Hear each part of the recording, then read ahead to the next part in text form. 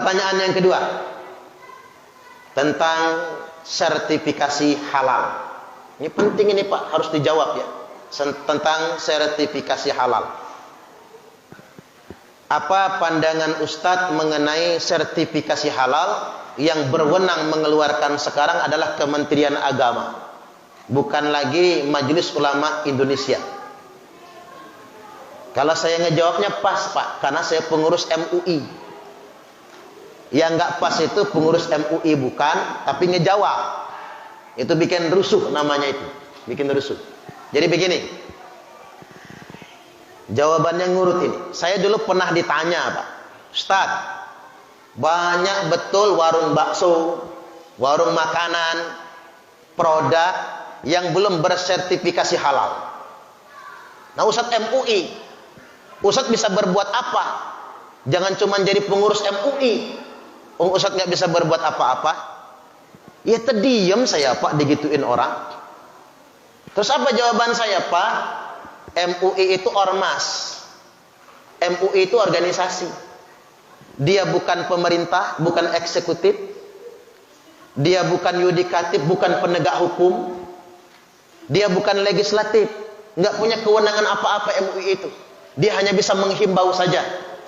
Kecuali kata saya, kalau sertifikasi halal itu menjadi undang-undang dan yang mewajibkannya pemerintah, pelaksananya siapa? Eksekutif. Yang mengawasi siapa? Legislatif.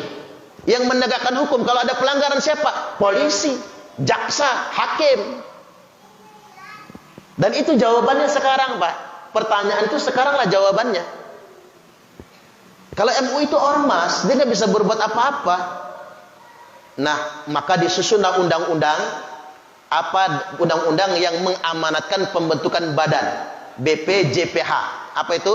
Badan Penyelenggara Jaminan Produk Halal. Yang bikin undang-undang ini siapa? Bukan Jokowi, tapi SBY. Pak SBY yang mengamanatkan bikin undang-undang itu. Yang buat undang-undang itu zaman Pak SBY 2014, akhir masa Presiden SBY. Diamanatkanlah ke depannya sertifikasi produk halal harus dikelola oleh pemerintah agar jelas eksekusinya, jelas pengawasannya, jelas monitoring anggarannya, jelas penegakan hukumnya. Jadi warung-warung bakso itu bisa dipaksa semua untuk sertifikasi halal. Kalau MUI nggak punya kekuatan memaksa, dia anggota dewan bukan, polisi juga bukan, jaksa juga bukan.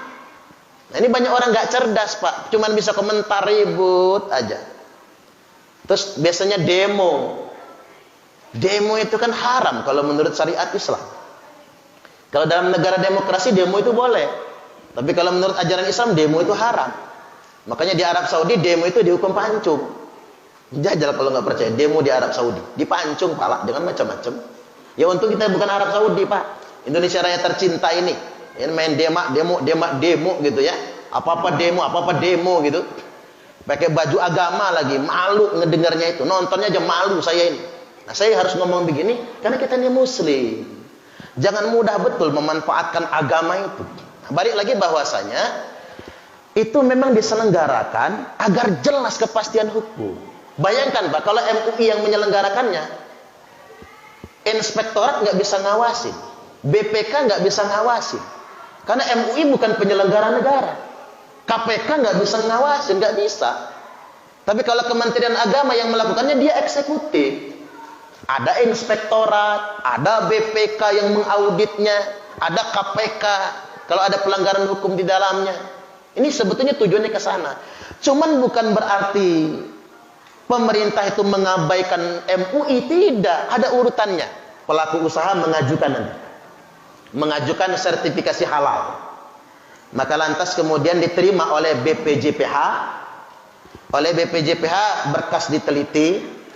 Apa produknya nih misalnya? Ini apa namanya ini? Apa ini?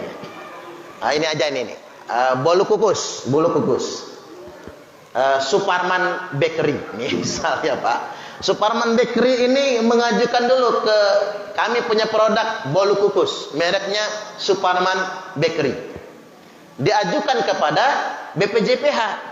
Nanti oleh BPJPH diserahkan kepada ahlinya. Seperti Badan POM, peneliti obat dan makanan.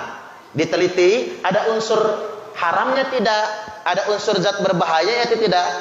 Ketika sudah aman, kata tenaga ahli, ada timnya dalam lembaganya yang meneliti, aman. Produk ini aman secara medis, aman secara kesehatan, tidak ada unsur haramnya, baru masuk ke MUI. Ke MUI nanti Pak, MUI Komisi Fatwa. Komisi Fatwa nanti mengatakan berdasarkan hasil penelitian seperti Badan POM misalnya, produk ini aman. Maka MUI fatwakan halal. Setelah MUI fatwakan halal, kembali ke BPJPH. Lalu dikeluarkanlah sertifikasi halal. Nah itu keren. Mestinya kita umat Islam ngedukung, bukan malah ngedemo. Ngedukung itu semua. Ini banyak orang gak cerdas kan, taunya demo aja. Jadi mohon maaf juga, saya ini harus belak-belakan Pak, karena kita ini jangan sampai karena nggak suka sama pemerintah, semua kebijakan pemerintah juga salah. Jangan. Boleh mengkritik pemerintah, tapi saya pikir lebay banget ya Pak, kalau kita ngeritik pemerintah semua dianggap salah. Lalu kemudian yang kedua, kita atas nama agama, lalu demo tiap hari Jumat pakai jubah agama. Saya sebagai ustadz itu malu Pak, kok agama digunakan untuk kepentingan politik. Boleh mengkritik pemerintah, tapi nggak harus selalu berjubah agama kan, nggak selalu bahasanya harus bahasa agama. Ini boleh diskusi, kan ini udah ngomong begini ini belak-belakan. Biasa jemaah kita Pak. Jemaah kita harus memang begini, harus belak-belakan. Kalau nggak belak-belakan nggak masuk, apa maksudnya kan gitu. Nah, jadi saya ingin tegaskan, nggak ada masalah dengan itu semua. Kalau masalah logo, ya apa masalahnya dengan logo? Enggak, itu Ustaz nulis khotnya salah. Kalau bukan ahli khot nggak usah ngomong kaligrafi.